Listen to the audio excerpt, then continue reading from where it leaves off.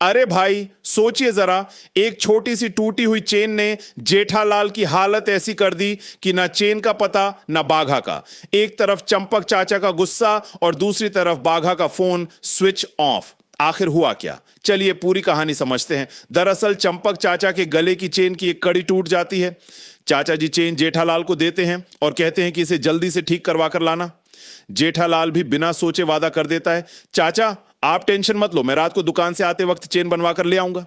लेकिन दुकान पर पहुंचते ही जेठालाल की टेंशन बढ़ जाती है। पता चलता है कि रमणीक भाई के कारीगर पहले से ही काफी व्यस्त हैं और चेन तुरंत ठीक नहीं हो सकती। अब जेठालाल के सामने सबसे बड़ी प्रॉब्लम थी वक्त की, क्योंकि घर पर चंपक चाचा चेन का इंतजार कर रहे थे।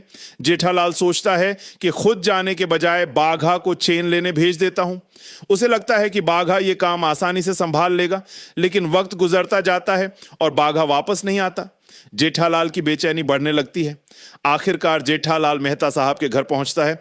वहां भी उसके दिमाग में बस चेन और बाघा का ही ख्याल चल रहा होता है।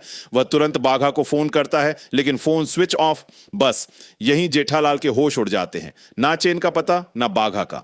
ऊपर से चंपक चाचा घर पर घड़ी देखकर जेठालाल का इंतजार कर रहे हैं। मेहता साहब भी समझ जाते हैं कि अगर जेठालाल खाली हाथ घर गया तो चाचा जी की डांट पक्की है। अब सबसे बड़ा सवाल यह है कि बाघा आखिर गया कहां? क्या चेन ठीक करवाने में कोई बड़ी गड़बड़ हो गई है, या बाघा किसी ऐसी मुसीबत में फंस गया है जिसका अंदाजा जेठालाल को भी नहीं?